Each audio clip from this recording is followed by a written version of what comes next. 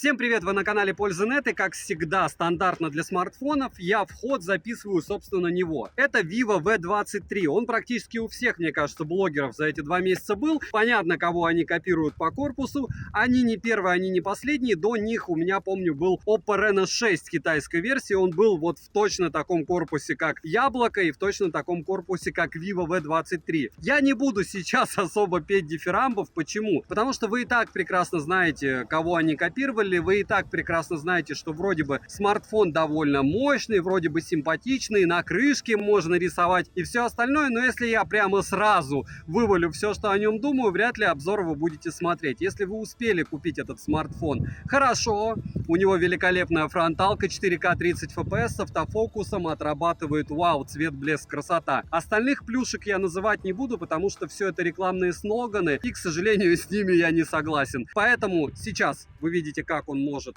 с основной камеры, там также предел 4К 30 FPS. Мне не нравится, как он выглядит внешне, мне не нравится его стоимость. Единственная причина, почему я взял у него для обзора, чтобы вернуть производителю, это то, что у него была просто сумасшедшая скидка в определенный момент времени. Какая и сколько он стоил, я вам скажу. Вот за те деньги я бы его взял.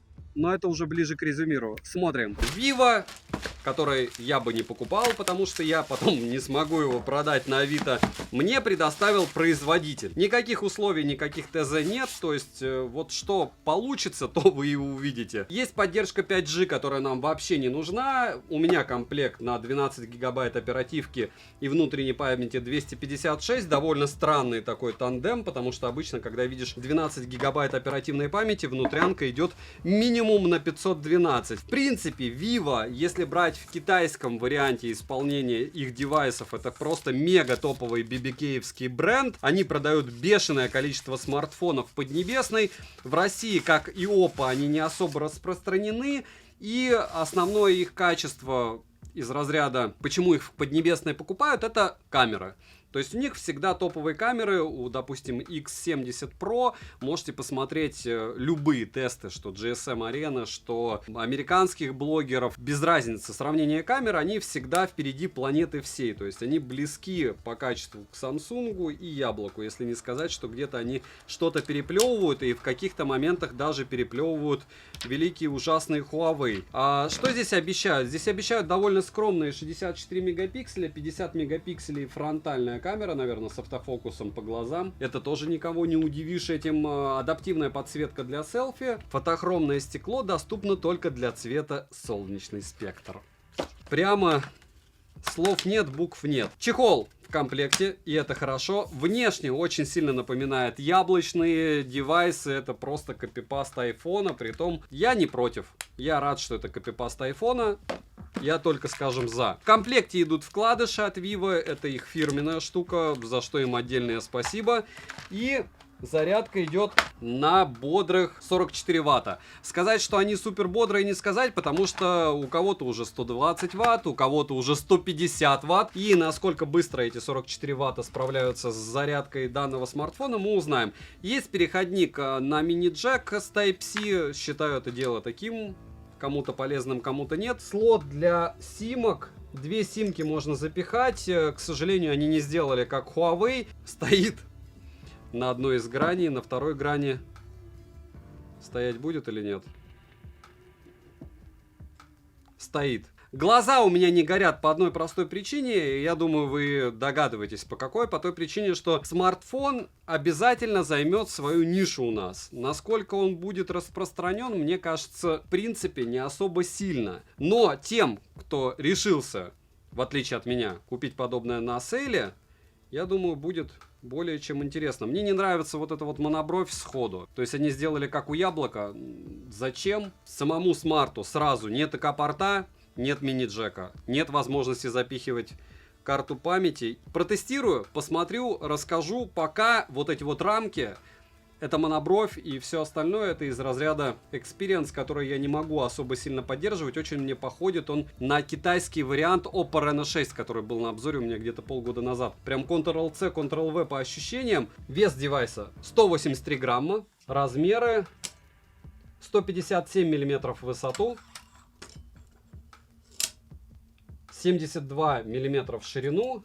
В толщину с блоком камер 9,8 мм, без блока камер 7,7 мм. Компактный, приятный смартфон, который будет выглядеть вот так. Расцветка однозначно не для мужчин. Ну, не для меня, ладно, скажем по-другому. По остальному будем смотреть. Розыгрыши море. Читаем описание, какие сейчас актуальны. Постоянно это 5 Mi Band 6 серии. Разыгрывается за лайк, подписку и комментарий к любому видео. Подписывайтесь с колоколом. Не забывайте подписаться на телеграм-канал Взаимопомощи. Нас там уже 8100 человек. Нет мата, хамства, политики и рекламы. И не забывайте подписаться на телеграм-канал скидок. Нас там уже 43 тысячи человек. Перейдем же к смартфону. Полетели. Поставляется данный девайс в двух вариантах расцветки. Это черный и золотой. Дизайн схожий с дизайном смартфонов от Apple. Я думаю, это заметно даже невооруженным взглядом. Не считая, конечно, блока камер. Блок, по мне, это просто что-то с чем-то. Я не понимаю, зачем его было таким делать. Тыльная часть выполнена из матового стекла с возможностью рисовать узоры с помощью ультрафиолетового фонарика, который идет в комплекте. Как и 3 штуки трафаретов вместе с ним. Это по большей части развлечение для детей, и все. Я не знаю, какой из взрослых будет там что-то нарисовывать. В солнечный день тыльная часть переливается из золотистого цвета в зеленый с оттенком синего. Рамки алюминиевые, в руке без чехла лежит неплохо, но из рук выскальзывает. Прямые грани в основном дискомфорта не доставляли, не режущие они. Тыльная часть не марка, а вот рамки собирают отпечатки на ура. На корпусе расположена кнопка питания, качели регулировки громкости, без люфта, разъем USB Type-C, по всей видимости версии 2.0 по тестам моим, 2 микрофона, динамики основной и разговорные. Звучание здесь моно, это лютый фейл за эту стоимость. Оно, разумеется, неплохое, но хотелось бы как минимум псевдо-стерео. А здесь уровень смартфона за $200, притом такого, который даже не запихивает в себя стерео. Ну ладно, это лирика. К слову, производитель заявляет о том, что смартфон поддерживает стандарт аудио Hi-Res. ИК-порта и мини-джека не завезли. Далее есть прорезиненный слот на 2 сим-карты, карту памяти запихать сюда нельзя. А-ля флагман для кого-то, наверное, из Vivo. Официально о защите от влаги не заявляли. В целом сборка неплохая, но восторга я не ощутил. Летим дальше. Смартфон оснащен AMOLED-дисплеем на 6,44 дюйма с разрешением 2400 на 1080 точек, Full HD+. Матрица экрана абсолютно плоская, что лично для меня удобнее, чем экраны с закругленными краями. Плотность пикселей 409 ppi, и этого более чем достаточно, за что жирный плюс. Экран мне понравился. HDR10+ на борту. При прямом попадании света на экран яркости слегка не хватает, и приходится вглядываться или искать тень. Частота обновления экрана 90 Гц, на выбор здесь есть 60 Гц и автогерцовка. DC-диминга в наличии нет. Шим на 100% яркости 6,5%, на 50% 29%, на минимальной 51%, на нуле 19%. Показатель не лучший, но лично у меня при длительном использовании смартфона глаза не уставали. Автояркость работает хорошо, под освещение подстраивается быстро. Под разными углами тон картинки бросает в теплый оттенок. Полноценный Always On дисплей в наличии, за что отдельное спасибо. Далее мультитач на борту берет 10 пальцев спокойно. Разблокировать экран можно при помощи сканера отпечатков пальцев, внедренного в экран распознавания лица. Сканер отпечатков пальцев работает стабильно хорошо, но расположили его слишком низко. Использовать его не всегда удобно, внести отпечаток одного и того же пальца несколько раз нельзя. Распознавание лица срабатывает также отлично, распознавание лица проходит даже под наклоном экрана. Зарегистрировать биометрические данные можно только одного лица, подбородок внизу экрана, как вы видите, есть, но не сказал бы, что он громадный. Экран не воспроизвел вау-эффект, но плохим я его однозначно не назову, я бы сказал обыкновенный, которого вполне достаточно для повседневного использования. Летим дальше. Процессор MediaTek Dimensity 920 с техпроцессом 6 нанометров, 8 ядрами, максимальной тактовой частотой 2,5 ГГц. Графический процессор Mali G68 MC4, которым тоже никого не удивишь, но он хорош. Интерфейс FunTouch OS 12 и Android 12 версия. Оперативная память здесь LPDDR4X. В настройках можно расширить, но толку от этого практически ноль. Внутренняя память UFS 3.1 и на выбор 128 или 256 гигабайт. Имеется поддержка Wi-Fi 5 серии, поддержка ненужных нам 5G сетей, а для 4G есть бенды 7 и 20, они на борту. Связь смартфон ловит хорошо, звучание при звонках приемлемое, микрофоны отрабатывают отлично. Датчик приближения не подводил, запись разговора в стоке есть, и она без уведомления собеседника о начале записи. VO LTE на борту, VO Wi-Fi нет. Вибромоторчик не очень приятный, а вдобавок настроить силу вибраций нельзя. Bluetooth версии 5.2, NFC поддерживается, из навигатора навигации на борту GPS, GLONASS, Beidou, Galileo, QZ-SS. GPS-тест же показывает точность 1 метр, при условии, что рядом есть высотки. И это стандартно для этого процессора. Емкость аккумулятора 4200 мАч, в PC-марке выдал 11 часов 38 минут, а осталось еще 20%. Тест я проводил при 90 Гц на максимальной яркости. Заряжается с 0 до 50% от родного адаптера питания 44 Вт за 24 минуты, с 0 до сотки за 58. Беспроводной зарядки нет, а функция ТГ присутствует, за что отдельное спасибо. За час игры в Genshin Impact на высоких настройках графики при 100% яркости улетает 20%. Нагревается смартфон до 45 градусов, играть некомфортно только первые 5 минут, потом смартфон разгоняется. Но лаги иногда все же проскальзывают, и яркость, к слову, он не понижал, что меня удивило. Если выставить минимальные настройки графики, дела обстоят лучше. В менее прожорливые игры играть комфортно, в тот же PUBG Галитанки. Из датчиков на борту акселерометр, гироскоп, датчик освещенности, датчик приближения и электронный компас. Перейдем же к тестам, самое интересное. Тротлинг тест он проходит стабильно, 202 гипсов минимально, максимально 218, в среднем 205 гипсов на 100 головках при 30 минутах. В Geekbench 5 в синглкоре 683, в мультикоре 2058, 3D Mark показал Wildlife 2316, Wildlife Extreme 648, Wildlife Stress Test 2317, Slingshot Extreme 4188, Slingshot 5264. Вантуту выдал результат в 486 тысяч попугаев. Storage тест показал очень приличные 39 360. 45-минутный стресс-тест прошел не очень хорошо, результаты вы можете наблюдать на экране. Основной блок камер с тыльной части состоит из 3 модулей и одной LED-вспышкой. Основной модуль на 64 мегапикселя, широкоугольный на 8 и макрообъектив на 2 мегапикселя. Максимальное разрешение для съемки с основного модуля 4К 30 FPS, 60 FPS доступны только при 1080p. Автофокусировка по глазам, лицу и объектам возможно только в разрешении 1080p 30 FPS. Замедленная съемка максимум 1080p 120 FPS, при 720p доступно 240 FPS. Цифровая стабилизация на борту, оптического стаба нет, что неудивительно. Хотя за эти деньги она могла бы и быть. Различных интересных режимов для видеосъемки и фотосъемки на борту более чем достаточно. С фронтальной части расположили 2 модуля, основной на 50 мегапикселей и ширик на 8 мегапикселей. Максимальное разрешение для съемки видео 4К 30 FPS, также в верхней части экрана спрятаны 2 LED-вспышки. Для видеосъемки с фронтальной части модуля также есть цифровая стабилизация, что удобно. Съемка лично мне понравилась, что с основного модуля, что с фронтального, так как цветопередача близка к натуральным оттенкам. Цифровой стаб отрабатывает очень хорошо. К слову, качество фото и видеосъемки с фронтального модуля очень сильно напоминает фронталку Samsung S21, которая все еще у меня на руках. К слову, S22 и S22 Ultra свободно ушли с Авито, правда пришлось скинуть. Но что делать? Обзоры на них вы можете посмотреть по ссылке в правом верхнем углу. Я считаю их лютым оверпрайсом, и если что-то брать супер дорогое, это точно не Samsung, это на крайний случай те же айфоны. Опять же, это мое субъективное мнение, его вы можете не придерживаться. Но с Samsung'ов приходится прилично скидывать, если ты их купил. Короткие примеры вы сейчас увидите.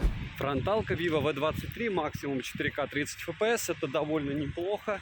Но вот по освещению солнца много, а съемка по мне ведется не лучшим образом, хотя опять же вот такой рассеянный свет, он что для глаз самый противный, что мне кажется не такой простой для съемки камеры, особенно фронтальной.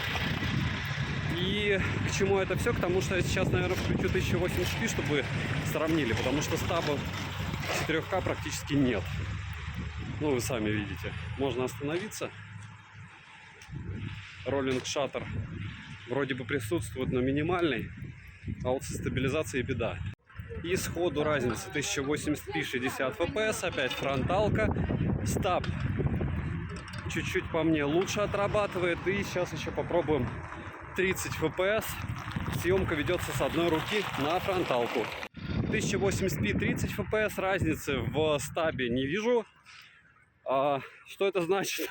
Значит, ничего хорошего с одной стороны, с другой стороны, что имеем, то имеем, учитывая стоимость, то, что фронталка может снимать в 4К, а у бренда VPK, я бы сказал, что OnePlus, что Realme, что, ну, у Oppo нет такой беды.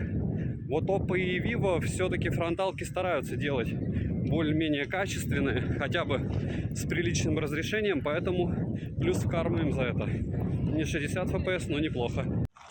Основная камера ультраширик в 4К 30 FPS, разумеется, не работает, но основа работает в 4К 30 FPS. Видите, как она снимает. Съемка с двух рук по стабу. Я бы сказал, у основной камеры все неплохо. Не знаю, как это на большом экране будет, но на маленьком показывает все отлично. Если брать иксы, то дневной X максимум плавненький. Получается X10. И с этим X10, как вы видите, если не ставить на штатив, да мне кажется, даже если ставить, мыло-мыльное, быстро все это дело не вернуть в исходное. Видите, скорость изменения икса. Ну вот так примерно будет это все дело снимать. Для ультраширика максимум 1080p 30 fps, даже в 60 fps он снимать не может.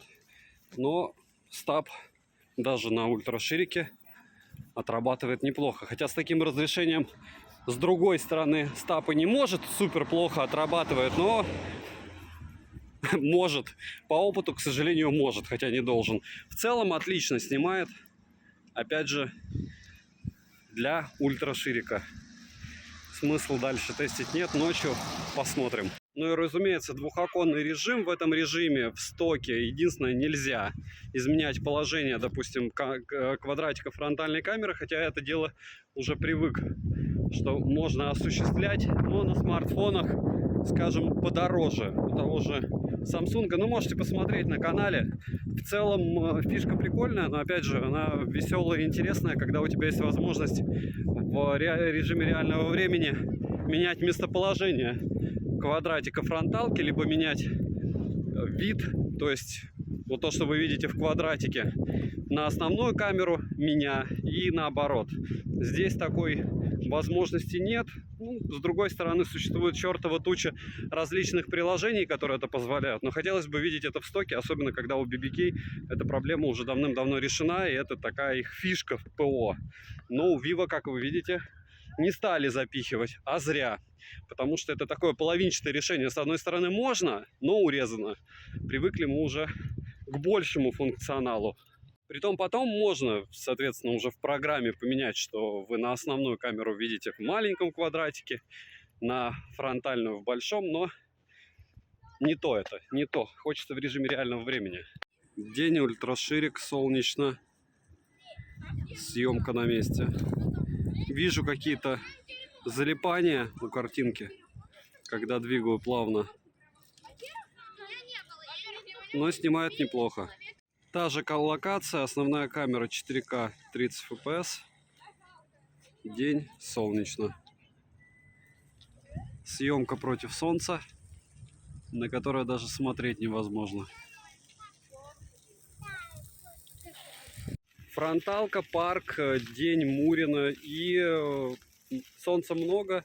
Специально не надевал очки для того, чтобы вы увидели, как она может снимать ваше лицо при необходимости. Ну, в целом, мне фронталка нравится. Vivo в этом смысле молодцы. Они сделали хороший телефон. Вопреки всему, несмотря ни на что, потому что это BBK, потому что фронталки они не любят.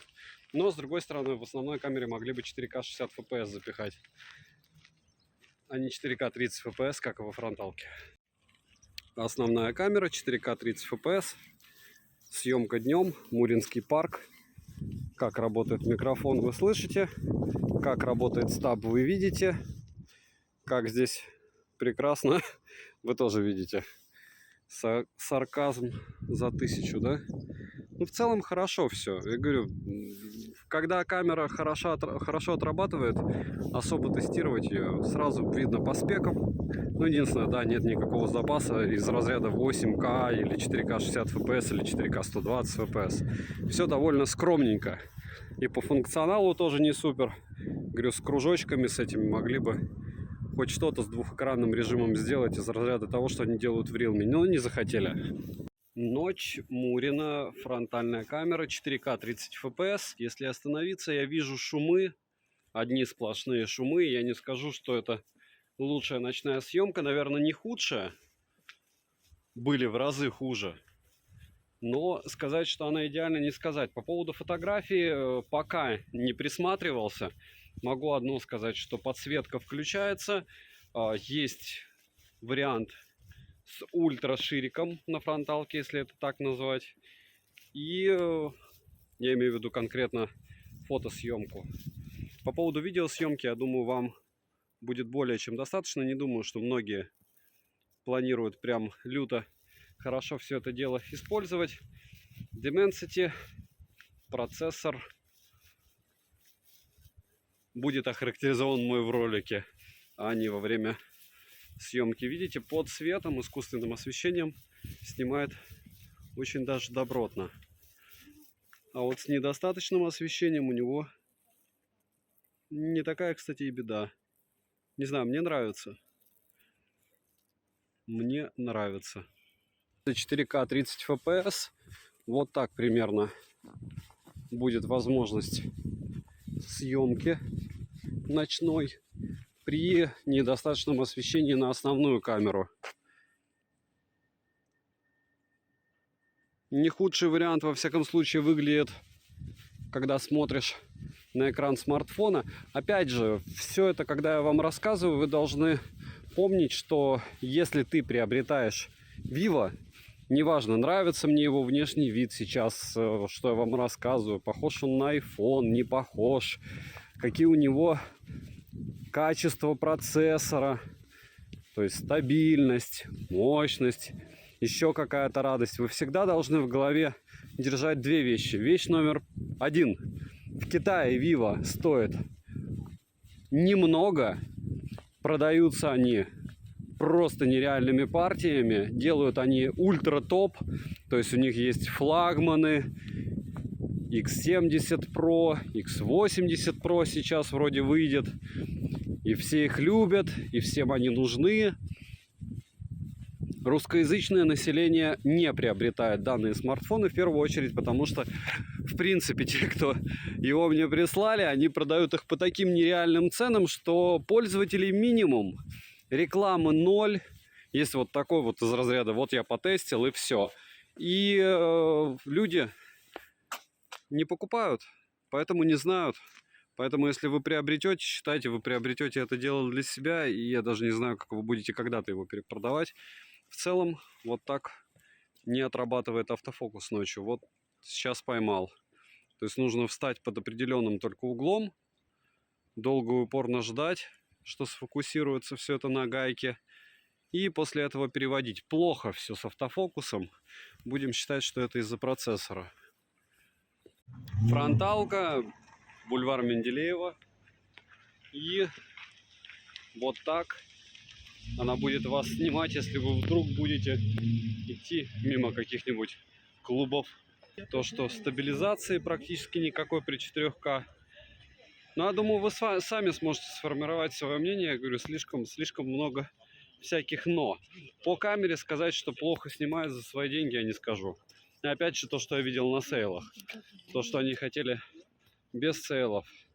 Или то, что можно приобрести за эти деньги на Али. Минусы: 60 FPS залочены что для основного модуля, что для фронтального. Также нет ЭК-порта, нет мини-джека, сканер отпечатков пальцев слишком низко расположен, нет 120 Гц для экрана. В целом можно не перечислять минусы, так как самый главный минус — это цена. Цену можете посмотреть по ссылке в описании к видео. Я не буду добавлять цену этого смартфона, я добавлю смартфон, с которым я хожу. Притом он на 3 головы выше, на 5 голов круче, и его реально продать потом на 1020 дороже. Но это все лирика. Может быть, добавлю ниже уже вивовскую цену, но то, сколько они за него желают, это предел просто моего возмущения. Я не знаю, как можно создавать такую ценовую политику в стране, в которой ты планируешь продавать трубки. Они делают все для того, чтобы их не продавать, потому что сейчас я собираюсь покупать Oppo Reno X5 Pro, допустим, или Vivo X80 Pro, и в Китае ценник реально на процентов 70 ниже, чем в RU-сегменте. Мое возмущение вы услышали. Не забывайте подписываться на телеграм-канал скидок, там много интересных предложений. И напоминаю, что я практически все самое интересное покупаю, обозреваю, потом, соответственно, продаю на Авито, иногда в минусе, в основном в минусе, но иногда в плюсе. До лютого кризиса, конечно, смарты оставлял. Сейчас я оставил себе когорту из OnePlus, из Huawei P50 Pro, iPhone 13 Pro, 13 Pro Max, S21 Samsung, ну, наверное, максимум моделей 7-8. А Vivo, еще раз повторяюсь, мне предоставил производитель, и покупать бы я его однозначно не стал, потому что продать бы я его на Авито на том же не смог бы. Я думаю, вы сами понимаете, почему. Посмотрите на количество просмотров, вряд ли много людей посмотрят про бренд Vivo. Слишком задран ценник. Резюмирую, за те деньги, которые они требуют с нас, с вас и с меня, в российском ритейле, мне кажется, нужно быть слегка волшебным. Ну, то есть я не знаю, что Vivo может предложить за этот ценник. Цену можете посмотреть в описании, потому что меня пробивается на смех. Да, они срезали четверть этой цены, начали продавать, люди скупили, и теперь все эти аппараты по этому же ценнику на Авито. Можете посмотреть. Vivo V23, несмотря на то, что является новинкой, в принципе, купить довольно просто. Я не буду особо распыляться по поводу того, нравится мне он, не нравится. Я считаю, что это лютый оверпрайс. Я считаю, что в Китае Vivo производят просто космически бомбически крутые аппараты за свои деньги и присылают нам только пип за пип какую стоимость. Но когда-то они стоимость эту четверят. В принципе, смартфон можно купить. Но опять же, без разряда я его продам завтра, если он мне не понравится. Если он вам не понравится, завтра вы его не продадите. И послезавтра, если не скинете от стоимости процентов 50. Потому что то, что они сделали, внешне суперским не назвать. То, что у вас ребенок на корпусе порисует, ну давайте в ладошки похлопаем. Не забываем подписываться на телеграм-канал скидок, на телеграм-канал взаимопомощи. Нас уже 8000 человек там. Что можно купить за эти деньги? Да даже OnePlus 10 Pro глобальной версии, он стоит столько же. Напоминаю, что в Китае максимальный прайс это 1000 евро, за который вы можете купить девайс и не будете платить таможню. То есть вы можете купить даже полтора OnePlus 10 Pro, который будет стоить так же, как Vivo V23, либо Xiaomi Mi 12 Pro, либо любой топовый флагман, даже у, кстати, Vivo, но не в российском сегменте, не Vivo V23. От меня девайсу однозначно нет. Добра и удачи вам, дорогие друзья.